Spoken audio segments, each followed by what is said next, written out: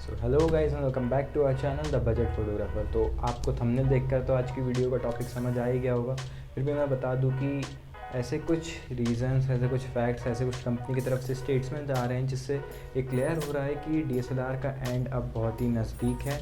और हम इस सब पर डिस्कशन करेंगे, क्या है फैक्ट्स, क्या है कंपनी की तरफ से स्टेटमेंट्स, और क्या अगर आप एक डीएसएलआर प्लान कर रहे हैं बाय करने का तो आपको इस टाइम पर करना चाहिए या नहीं करना चाहिए, और अगर डीएसएलआर नहीं तो क्या है फ्यूचर, और क्या इसका प्राइस इम्पैक्ट पड़ेगा आपके एक डीएसएलआर बाय करने में और जो अदर कैमरास अब आने वाले मार्केट में उसमें बाय करने में।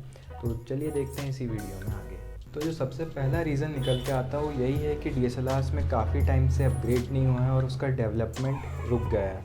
अब ऐसा क्यों हो रहा है? ऐसा इसीलिए हो रहा है क्योंकि डीएसएलआर वैसे ही काफ़ी ज़्यादा डेवलप्ड है। अगर आप देखें, अगर आप प्रोफेशनल कैमरास की बात करें, जैसे D850 निकॉन का हो गया, उसकी जो शटर स्पीड, शटर काउंट है, शटर काउंट पर सेकंड, वो कितना हाई हो चुका है। और एक मैकेनिकल पार्ट वाले कैमरा के लिए इतना शटर काउंट होना एक मैक्सिमम रीच है।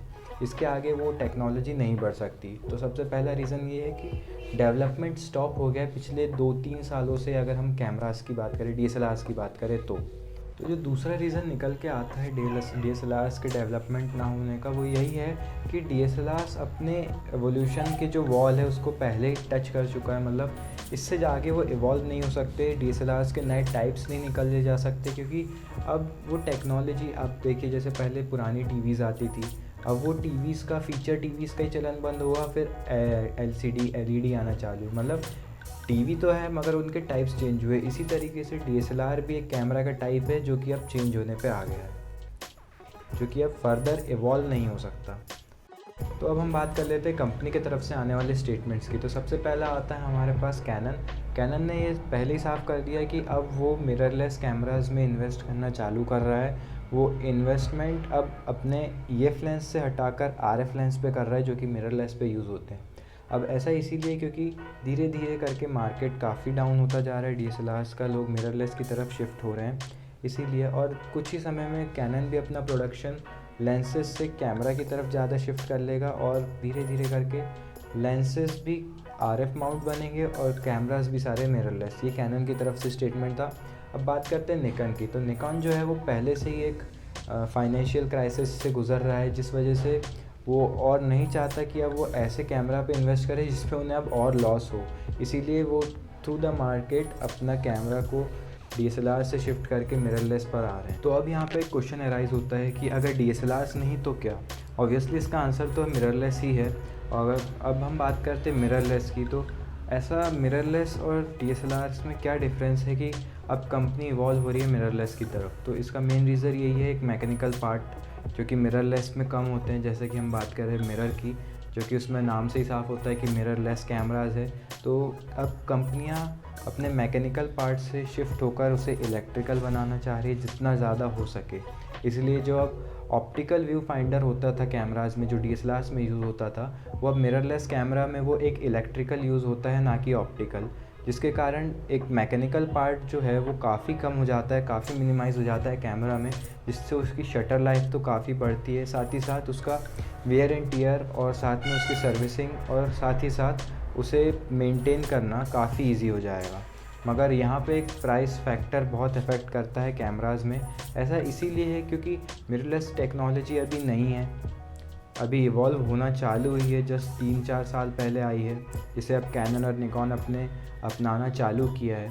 तो एक जो प्राइस फैक्टर है ये काफ़ी ज़्यादा मैटर करेगा, क्योंकि एक डीएसएलआर जो आपको बजट डीएसएलआर होते थे, जो कि अब 22,000 से कैनन ने चालू कर दिए थे, ऑब्वियसली कैनन 3000D।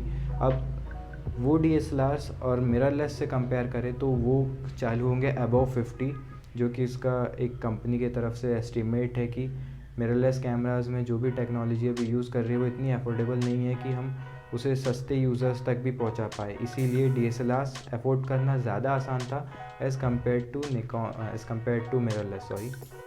तो अब हम एक मेन टॉपिक की बात कर लेते हैं कि डीएसएलआर्स का प्रोडक्शन कब तक चालू रहेगा, मतलब कब तक प्रोडक्शन होता रहेगा। तो इसका कोई एक पर्टिकुलर आंसर तो नहीं है, ना ही कंपनी की तरफ से है, ना ही कोई स्पेशलिस्ट की तरफ से, मगर इतना है कि ये डेकेड, मतलब 2021 टू 2030 के बीच में ही इसका प्रोडक्शन बंद, मतलब अभी आपके पास 7 to 8 ईयर्स या 10 ईयर्स भी हो सकते हैं आपके पास, जिसमें आपको DSLRs लेने में बेनिफिट्स है, क्योंकि DSLR का मार्केट इतना छोटा नहीं है कि उसे इतनी इजीली बंद किया जा सके। मतलब अराउंड 20 ईयर्स हो गए अब DSLRs को हमारे मार्केट में। तो काफ़ी बड़े प्रोफेशनल फ़ोटोग्राफर्स हैं जो शिफ्ट नहीं होना चाहते एक ऑप्टिकल व्यू फाइंडर से एक इलेक्ट्रिकल व्यू फाइंडर पर इतनी जल्दी। तो अब एक बात कर लेते हैं कि क्या आप DSLR लेने का प्लान कर रहे हैं और आपको लेना चाहिए या नहीं, या फिर मिररलेस की तरफ जाना चाहिए। तो आपको DSLR लेने में अभी कोई प्रॉब्लम नहीं है, आप DSLR बिल्कुल लीजिए, क्योंकि अगले 10 साल मतलब जब तक आप DSLR आपका पूरी तरीके से यूज़ कर लोगे, उसके बाद हो सकता है कि DSLRs का प्रोडक्शन बंद हो। तब तक आपको पूरी सर्विस मिलेगी DSLRs की, और कोई कॉम्प्रोमाइज़ नहीं मिलेगा आपको, ना ही DSLRs की क्वांटिटी में, ना ही उनकी कोई वेयर एंड टेयर सर्विसिंग में। इसीलिए DSLRs लेने में अभी आपको कोई भी प्रॉब्लम नहीं आएगी। अगर आप मिररलेस लेना चाहते हो तो बिल्कुल ले सकते हो, लेकिन एक ये पॉइंट है कि मिररलेस टेक्नोलॉजी अभी काफ़ी नहीं है, और जब तक आप 10 साल अपना DSLR यूज़ करोगे तब तक DSLR की जगह मिररलेस ज़रूर ले लेगा। लेकिन तब की जो टेक्नोलॉजी रहेगी मिररलेस की, वो अब से काफ़ी ज़्यादा अच्छी रहेगी। मिररलेस अभी काफ़ी इनिशियल स्टेज पे है, तो आप ट्राई करो कि आप एक DSLR ही बाय करिए और यूज़ करिए उसे। और अब बात करते हैं प्राइस की, तो इससे प्राइस फैक्टर पे तो काफ़ी इफ़ेक्ट वैसे ही पड़ चुका है और पड़ेगा भी, क्योंकि DSLRs के कंपैरिजन में मिररलेस हमेशा से ही महंगे आते हैं और महंगे ही होंगे, क्योंकि उसमें जो टेक्नोलॉजी यूज़ कर रहे हैं वो सब इलेक्ट्रिकल है, मैकेनिकल कुछ भी यूज़ नहीं हो रहा है। इसीलिए इलेक्ट्रिकल पार्ट्स ऑब्वियसली महंगे ही होते हैं मैकेनिकल से। तो प्राइस काफ़ी देर मतलब कम से कम आज से 5 से 6 साल बाद प्राइस ड्रॉप हो सकते हैं मिररलेस के, लेकिन अभी तो ऐसा कोई चांस नहीं है। इसलिए आप एक DSLR ही बाय कीजिए अभी के टाइम पर। सो गाइस, ये थी video about end of DSLR era, जो कि इतनी जल्दी नहीं होने वाला है। वीडियो इन्फॉर्मेटिव हो तो प्लीज़ वीडियो को लाइक कीजिए, चैनल को सब्सक्राइब कीजिए, क्योंकि ऐसे ही कैमरा और फोटोग्राफी रिलेटेड वीडियोज़ हमारे चैनल पर आपको रेगुलर बेसिस पे मिलती रहेगी। Thanks for watching.